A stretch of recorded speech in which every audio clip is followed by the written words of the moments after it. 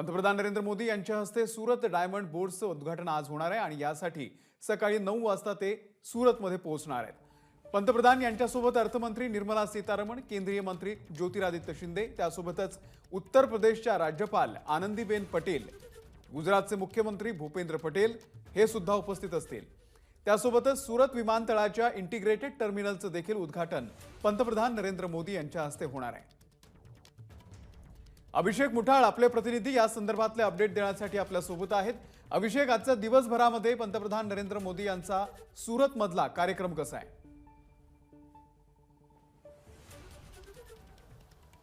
अमोल, यामध्ये जर का बघायचं तर मुख्य मुद्दा हाच आहे की सुरत डायमंड बोर्स हे सर्वात मोठं बोर्सचं उद्घाटन आज पंतप्रधान नरेंद्र मोदी यांच्या हस्ते होणार आहे। असं म्हणतात की सुरतमधनं जे पण हिरे जातात किंवा एकूण आपल्याला जगामध्ये जेही हिरे पाहायला मिळतात ते 90% हिरे हे सुरतमधनंच त्याला आकार आणि दिला जात असल्याचं बोललं जातं आणि त्यामुळेच एकूणच महत्त्वाचा हा दिवस म्हणावा लागणार आहे। एकूण सुरत आंतरराष्ट्रीय विमानतळ याचं देखील उद्घाटन जे आहे त्याच्या टर्मिनलच्या बिल्डिंगचं उद्घाटन पंतप्रधान नरेंद्र मोदी यांच्या हस्ते पार पडणार आहे। एकूण सुरत डायमंड बोर्सबद्दल जर का बोलायचं तर 68 लाख स्क्वेअर फूटमध्ये हे संपूर्ण बांधकाम जे आहे ते आपल्याला पाहायला मिळतं। साधारणपणे 350 कोटी आपल्याला 3,500 कोटी या संदर्भात खर्च केल्याचं देखील आपल्याला दिसतं आणि मुंबईतनं मुख्यतः काही व्यापारी जे आहेत ते गेल्याचं देखील बोललं जात आहे।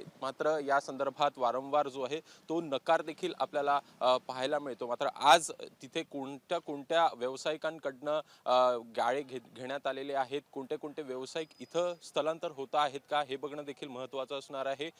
जे वल्लभभाई लखानी हे याचे अध्यक्ष आहेत त्यांनी देखील संपूर्ण आपला व्यवसाय आहे तो सुरतमध्ये शिफ्ट केल्याचं त्यांनी बोलून दाखवलेलं होतं। एकूणच त्याची विविध कारणं देखील त्यांनी बोलून दाखवलेली होती। मात्र एकूण विरोधकांकडनं या संदर्भात मोठ्या प्रमाणात ओरड जी आहे ती आपल्याला होताना पाहायला मिळालेली होती की एकूण मुंबईचं महत्त्व कुठेतरी कमी करण्याचा हा डाव आहे का। त्यामुळेच एकूण या संदर्भात देखील इथले व्यापारी काय बोलतात हे बघणं देखील महत्त्वाचं असणार आहे। त्यामुळे दोन महत्त्वाच्या गोष्टी आहेत। एक म्हणजे सुरतला आंतरराष्ट्रीय विमानतळ हे 2 दिवसापूर्वीच नोटिफाय करण्यात आलेलं आहे आणि त्यानंतर त्याच्या टर्मिनलच्या बिल्डिंगचं उद्घाटन पंतप्रधान करणार आहेत। सोबतच सुरत डायमंड बोर्स सारख्या मोठा जो डायमंड बोर्स आहे त्याचं देखील उद्घाटन आज नरेंद्र मोदी सुरतमध्ये करताना पाहायला मिळतील। धन्यवाद अभिषेक, या संदर्भातले अपडेट आम्ही दिवसभरामध्ये तुमच्याकडून घेत राहू।